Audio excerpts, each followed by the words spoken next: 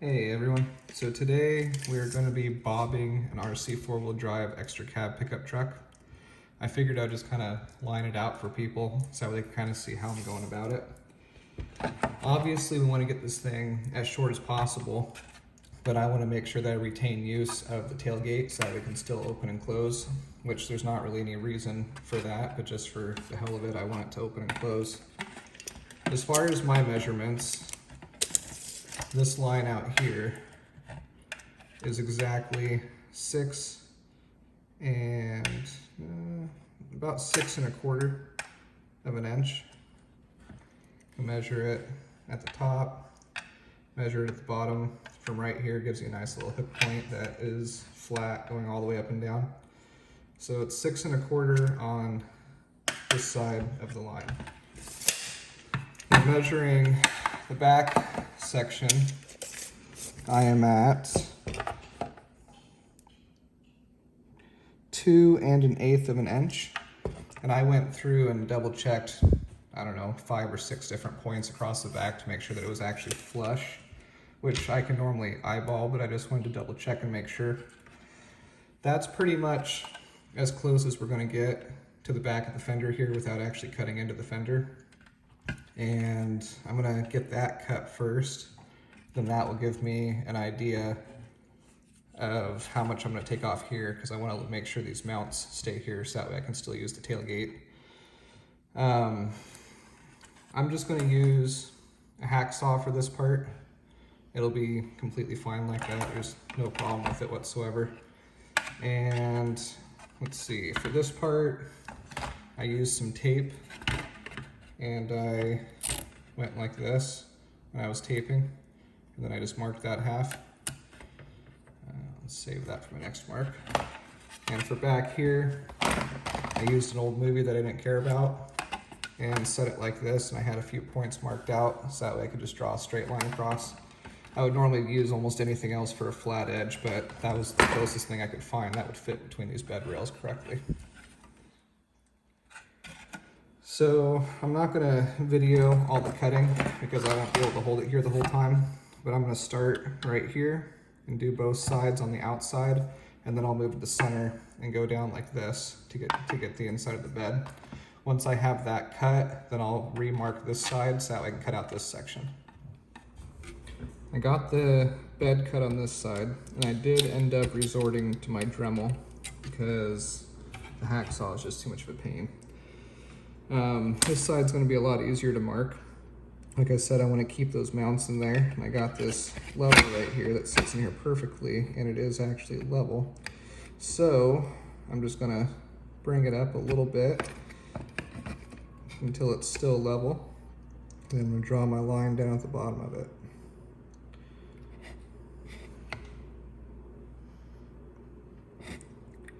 It doesn't necessarily look level in the camera, but it is. Then I'm just going to take a Sharpie and draw a line alongside the bottom of the level. Got everything marked out on the other half. I'm going to go ahead and go make my cuts on this guy. Then we can start piecing it all back together. And one thing to point out before I make my cut is that the tops of these circles from the mold are a perfect lineup to figure out where you want to make your cut. So I made it a lot easier to just line up a ruler right here on the top of these circles and draw a line across them. So this part's all nice and cut. Turned out pretty good. I'm pretty happy with it. One thing I want to throw out there before anyone does is don't throw this away. We're going to end up reusing it as a backer to glue everything back together because it's already the perfect shape. After about 4 hours of sanding, we got a fit that I'm happy with. I'm going to use some MEK Plastruct plastic weld and a little bit of Maxi Cure super glue from the hobby store, and that'll get me everything I need to get this guy together. And then the rest of it I'll fill in with some Bondo filler. We're all plastic welded back together. It's pretty strong at this point. You can see I have a little bit of a gap, but it's not terrible, not enough to make me worry too much. It's all going to get filled with some Bondo anyways. So what we're going to do next is we're going to cut this guy up so that way it can be a backer on the back side, and then I'll fill in my putty from this side. While we're here, let's see how much we remove total for our bob. I'm gonna call it 1.5 inches because once you factor in the kerf, you know, it probably would be right about 1.5 inches, maybe a little bit more. So not bad. Definitely gives us extremely better departure angle and approach angle from the rear than what we had before. So I'm gonna get these cut up and then we'll get them welded in as a backer piece. I got my little backer piece cut. And you can see I sand the living crap out of these things before you go to use the MEK solvent. It just makes it adhere and melt together a lot easier. And there we go, it just sits together like so.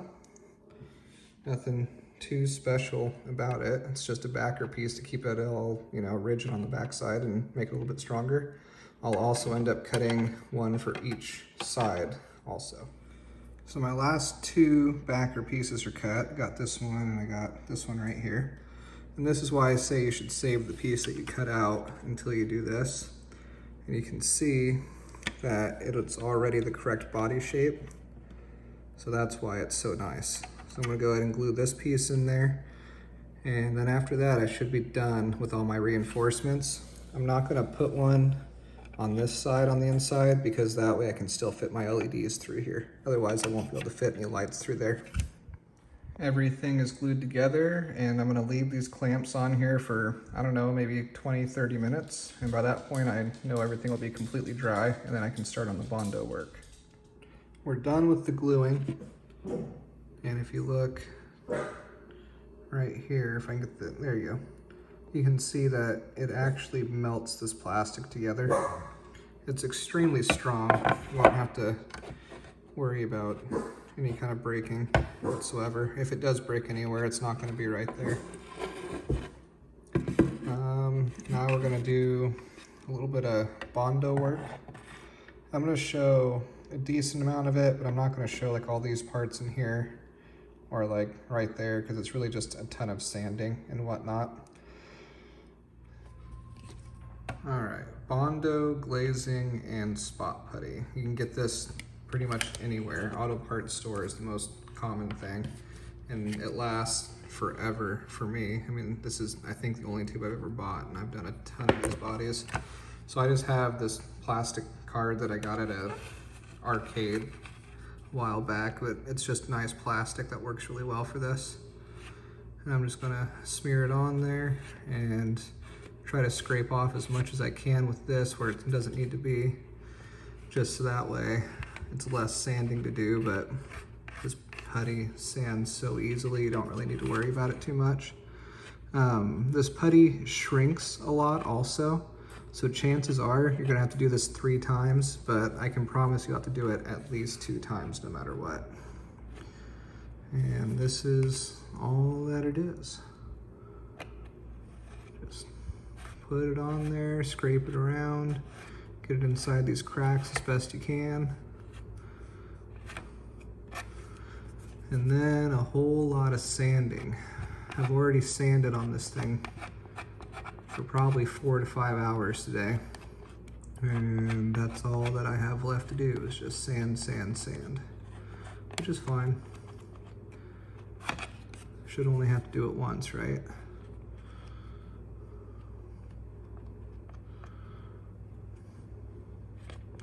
This putty dries really fast. Make sure you put your cap back on the tube as you go. Otherwise, you're really gonna be ruining it and have to buy another tube, which kind of sucks.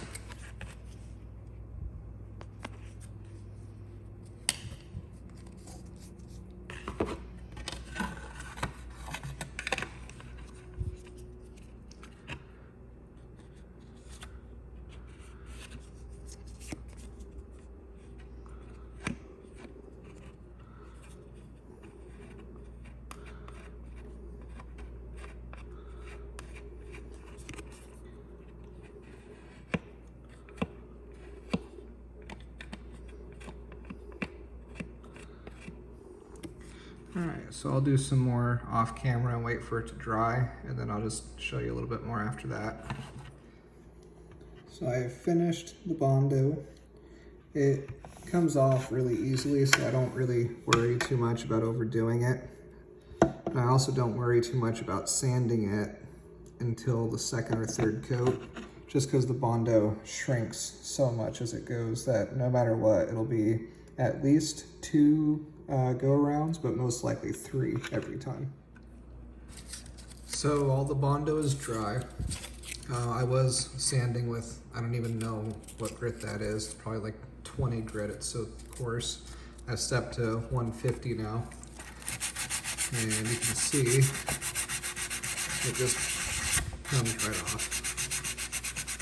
So you really don't have to worry too much about overdoing it by any means.